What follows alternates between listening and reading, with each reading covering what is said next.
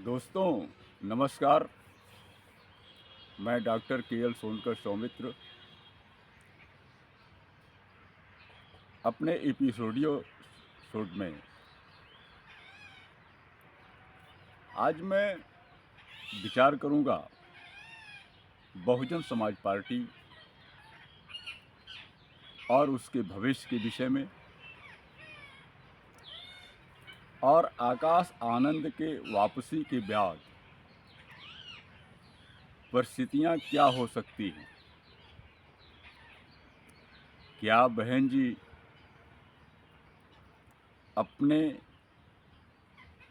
कार्यशैली में कुछ बदलाव करेंगी? ऐसे तो लोकसभा चुनाव में अपने भतीजे आकाश आनंद को बड़ी बेमुरवती कहिए उस स्थिति से उनको बाहर कर दिया था और ये भी कहा था कि अभी आकाश आनंद अपरिपक्व है। इसका समाज में बहुत ही अच्छा संदेश नहीं गया था। बहन जी को अगर ये मुगालता है कि एससी, एसटी, ओबीसी या मुसलमान उनके हिसाब से चलेंगे,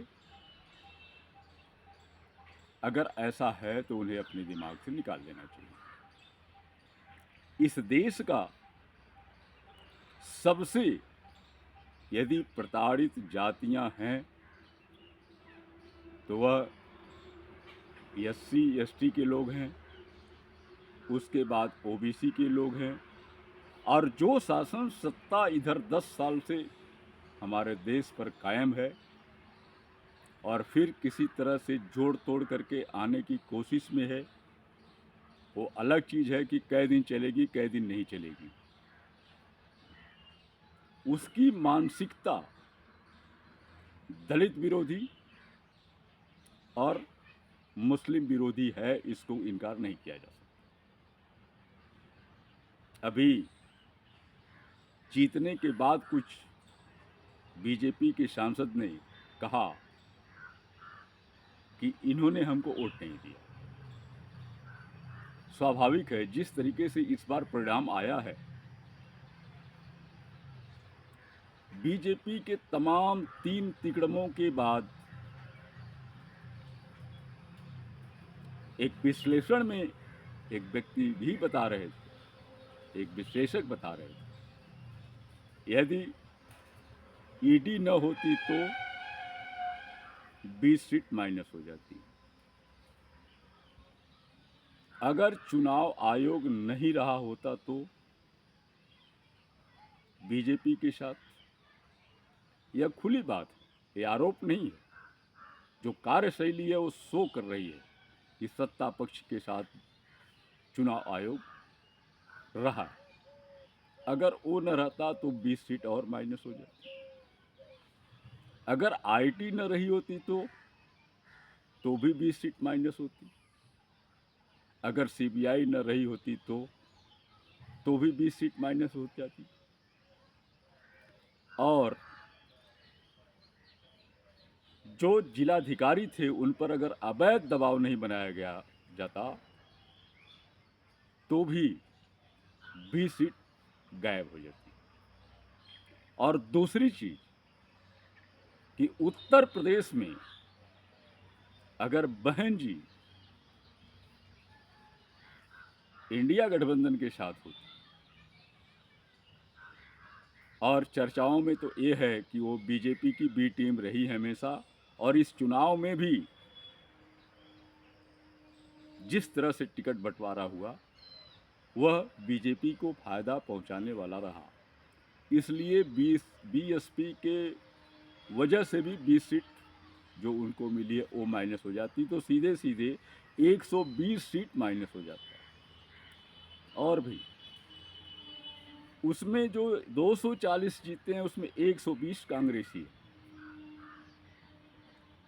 आप सोच लीजिए कि कितनी सीट बीजेपी की है। क्या ये 1984 वाली स्थिति में चले जाते? निश्चित आज भी वही हालत है, इतना पावर रहते हुए भी। और आप देखें कि माननीय मोदी जी का प्रभाव उत्तर प्रदेश में जितना वो भाषण दिए उसमें से अधिकतर सीट माइनस हो गई। उनकी सीट भी जाते जाते बची है। अगर बिजली न गई होती तो वहाँ के लोगों तक का कहना है कि वो चुनाव जीते नहीं है, जिताए गए। फिलहाल इस बात को छोड़िए, मैं आज बीएसपी की बात कर रहा हूँ। तो बीएसपी पिछले 10-12 सालों में जो किया है उससे फायदा सिर्फ बीजेपी को हुआ। दूसरी चीज है कि आकाश आनंद को, जैसा मैंने बताया कि चुनाव के दरमियान हटाने का बहुत ही गलत संदेश एससी एसटी ओबीसी में गया। लाया गया सम्मान के साथ, एक अच्छी बात, लेकिन ये सम्मान कब तक रहेगा अभी कुछ कहा नहीं जा सकता। ज्यों ही बहन जी को ये लगेगा, जैसे माननीय मोदी जी को लगता है कि उनके बराबरी के कद में कोई भी आया तो उसका कद काट दो, चाहे वो पक्ष का हो या विपक्ष का हो। बहन जी में भी कुछ न कुछ गुण उस तरह का है। मोदी जी के बिना इशारे से कोई कुछ नहीं बोल सकता। क्या बहुजन समाज पार्टी में ऐसा नहीं है कि बहन जी के बिना कहे, बिना इशारे के कोई कुछ बोल सकता है? ये मैं नहीं कहता कि यह भी एक डिक्टेटरशिप है, लोकतंत्र के खिलाफ है, लेकिन अगर वो जनता का मूड समझ रही हो तो स्वाभाविक है कि उन्हें लोकतांत्रिक बनना पड़ेगा।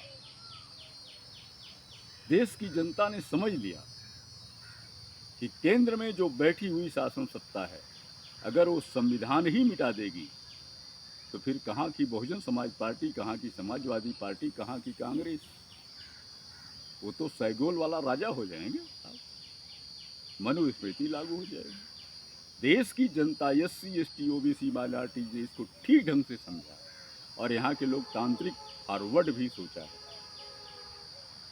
और कहीं न कहीं आरएसएस भी सोचा है। जो भी हो, लेकिन संदेश अच्छा गया। तो क्या बहन जी को अब समझ में आया है कि हमारा वोटर क्या चाहता है? और ये भी देखना है, एक चीज़ और मैं इंडिकेट कर देना चाहता हूँ कि बहुजन समाज पार्टी में जब से माननीय सतीश मिश्रा जी की एंट्री हुई है, बहुजन समाज पार्टी ने कितना विकास किया है, आप एक इसकी गणित निकाल करके देख लीजिए। वो क्यों है, सही कितना है, गलत कितना है, इस पर मैं कुछ नहीं कहता, लेकिन विकास की बजाय अवसान हुआ और होते जा रहा है लगातार। और क्या आकाश आनंद जब अपने फ्री स्टाइल में बोलेंगे तो क्या बहन जी ये सोच रही हैं कि ईडी, आईटी, सीबीआई का छापा बंद हो जाएगा? क्यों ना उन्हीं पर हो। इसीलिए मैंने एक बार कहा था अपने वीडियो में चुनाव के पहले कि अगर दबाव है तो क्यों स्वीकार कर रहे? वे भी अस्वीकार करती। अगर केजरीवाल और सोरेन की तरह इनको भी जेल होता तो मुझे लगता है कि बहुजन समाज पार्टी, जिसका 10 प्रदेशों में जनाधार है, बहुत मजबूत होकर के उभरी है। और बहुत मुश्किल है कि इस स्तर तक कदम बीजेपी उठा पाती, क्योंकि वो अतीत में देख चुकी है। खैर छोड़िए, यह मत प्रतिशत बहन जी का 29% से घट करके 20, 12 और आज 9 पर आ गया। एससी एसटी की संख्या ही खुद अपने आप में 25% है। अल्पसंख्यक 18% है। इस तरह लेकिन लगातार मत प्रतिशत घटा है और वह 9% पे आ गया है। इसका मतलब साफ है कि जो ओबीसी और अल्पसंख्यक का मत घटा है, उसके अतिरिक्त उससे कहीं बहुत ही ज़्यादा एससी एसटी का वोट माइनस होकर के दूसरे तरफ गया। हम समाजवादी पार्टी को, बहुजन समाज पार्टी, कांग्रेस, बाबा साहब भीमराव अंबेडकर ने भी लिखा किताब, कांग्रेस और गांधी ने अछूतों के लिए क्या किया। यह किताब आज़ादी के पहले ही आ गई। उन्होंने विश्व हिंदू महासभा और आरएसएस को जवाब देने के लिए थॉट्स ऑन पाकिस्तान भी लिखा,